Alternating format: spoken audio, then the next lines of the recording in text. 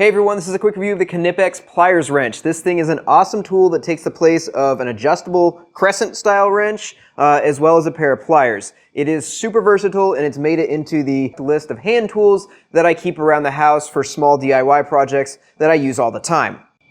Alright, so here's the pliers wrench up close, and the really cool thing about these is they're adjustable like a regular adjustable wrench, but you squeeze the handle and it gives you an insane amount of grip strength on this, so you're not going to slip off of a fastener. So that's one of the problems that regular adjustable wrenches have, is they've always got a little bit of slop. This one has zero slop when you're squeezing down.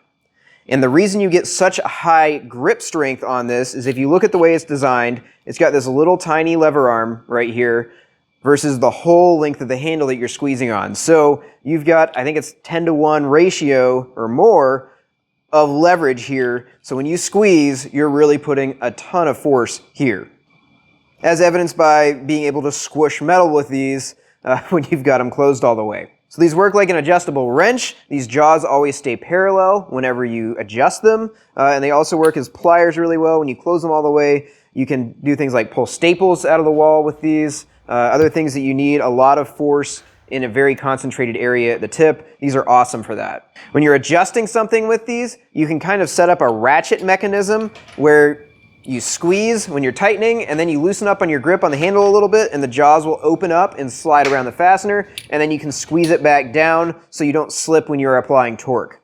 A nice little feature here, the grip range on this one happens to be 40 millimeters or 1.5 inches, and if you look in that little window on both sides, you've got how high you're open right now depending on what you can see on those markings. So that's really handy if you actually need a wrench to hold a nut on the other side. You can gauge it with this, and then you don't have to go back and forth to a toolbox if you need more than just the pliers wrench.